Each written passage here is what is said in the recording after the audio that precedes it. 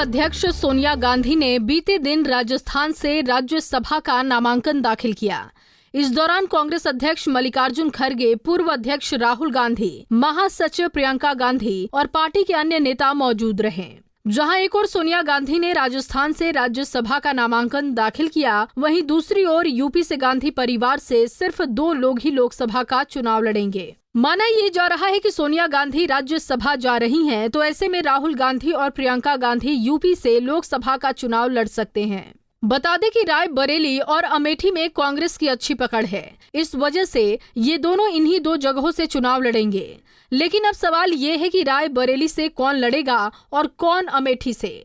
दरअसल रायबरेली सीट कांग्रेस के लिए काफी अहम है, क्योंकि 2014 के लोकसभा चुनाव में कांग्रेस को यूपी में सिर्फ 2 ही सीटें मिली थीं, अमेठी और रायबरेली। लेकिन 2019 में राहुल गांधी अमेठी से चुनाव हार गए थे और कांग्रेस को सिर्फ रायबरेली सीट पर ही जीत मिली थी। ऐसे में अब कयास ये लगाए जा रहे हैं कि क्या प्रियंका गांधी रायबरेली सीट से लोकसभा का चुनाव लड़ेंगे, जिसके बाद बीजेपी ने इस पर सवाल उठा दिया। इसी कड़ी में रायबरेली से बीजेपी नेता दिनेश प्रताप सिंह ने प्रेस कॉन्फ्रेंस कर गांधी परिवार पर तंज कसते हुए कहा कि रायबरेली को गांधी परिवार ने धोखा दिया है और अगर सोनिया गांधी राज्यसभा न जाकर यदि यहां से लड़ती तो वो हार जाती। देश के पैसे से राज करने की गांधी परिवार को आदत हो गई है। मैं रायबरेली का जनप्रतिनिधि हूँ, रायबरेली की लोगों का प्रतिनिधित्व करता हूँ। आज रायबरेली के साथ एक बार फिर से गांधी परिवार ने धोखा दिया है, जिस पर मैं उस कदम की निंदा करने के लिए और जन जन तक ये आवाज़ पहुंचाने के लिए कि सोनिया गांधी ने रायबरेली छोड़ा है, रायबरेली को धोखा दिया है और राजस्थान चली गई, इसकी मैं निंदा करता हूं। सोनिया गांधी अगर देश हित में रायबरेली छोड़ देती, रायबरेली के लोगों के लिए रायबरेली छोड़ देती तो अच्छा लगता, लेकिन उन्होंने रायबरेली छोड़ी है केवल 10 जनपद के आवास को बचाने के लिए। अगर सोनिया गांधी रायबरेली से चुनाव लड़ती और हार जाती, सांसद न होती, तो 10 जनपद का आवास उनका न बचता, उनको छोड़ना पड़ता, क्योंकि गांधी परिवार आदी हो गया है देश के नागरिकों की गाढ़ी कमाई के पैसे से ऐश करना, राज करना, सुख भोगना, ये गांधी परिवार की आदत बन गई है। बीजेपी नेता ने सोनिया गांधी पर तंज कसते हुए कहा कि सोनिया गांधी अगर हार की डर से रायबरेली छोड़कर गई हैं, तो ये बहुत ही दुखद बात है।